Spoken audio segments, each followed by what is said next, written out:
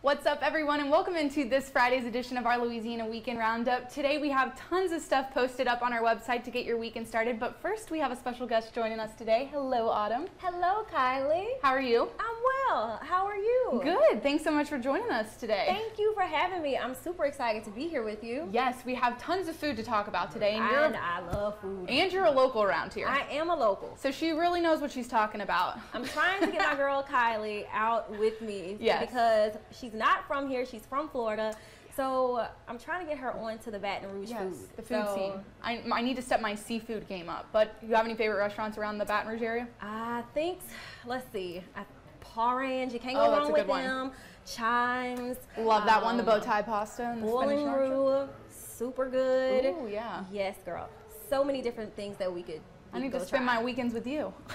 Well, one place we have to try, but you haven't tried yet, it opened, I think, in the October, November area, is Boru Ramen. It's over in Electric Depot, and they have tons of ramen-based dishes that we have to check out. But we took a look for it one week, and we're going to give you an inside look at what you can expect if you make it over there. So we're going to pull it up for you right here and take a look.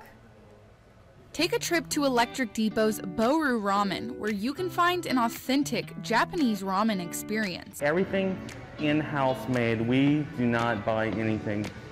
Everything from the broth to the sauces to the noodles, we make by hand in-house. After spending 2 months in Tokyo learning the ins and outs of ramen, co-owner Patrick Wong saw an opportunity to bring the 5 elements of ramen back to Louisiana. Ramen consists of noodles, broth, tare, oil, and toppings. We imported a noodle machine straight from Tokyo. Our broths take about 30 hours, topped with different types of flavored oils. Different parts of Japan specialize in different types of ramen. You can experience 2 of those cuisines when dining at Boru. We do the classic Hakata tonkatsu. That's the most popular in the US. We also do the shoyu ramen, that's the most popular in Tokyo. That's more of a clear broth that doesn't weigh you down, that's bursting full of flavor. And you just might get a chance to see how the noodles are made.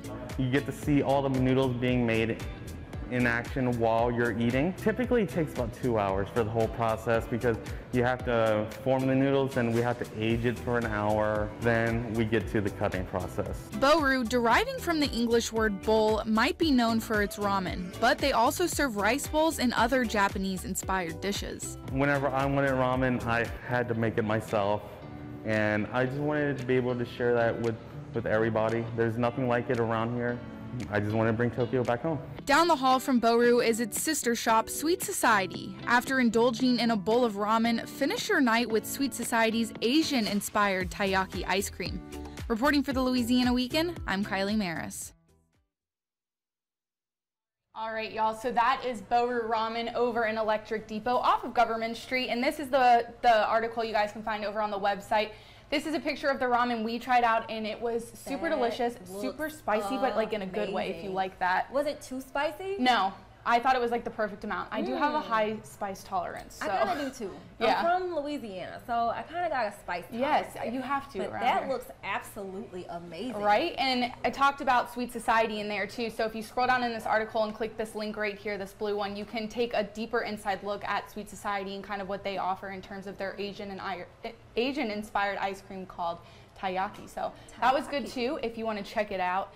We have another thing, if you have you ever heard of Leolas on Government Street? I have heard of Leolas. Yes. I've been trying to make my way over to Leolas for the longest. I've heard that they have an amazing brunch. They do, and it's right down the street from Electric Depot, so if you're trying to hit a couple restaurants this weekend, this is another one for you. They have good brunch, good food, great atmosphere. It's not going to be great weather this weekend, but they typically have a huge patio for you to sit out on. Patio vibes. Great place to brunch. So we're going to give you a look on that and some of the food and drinks they have to offer there.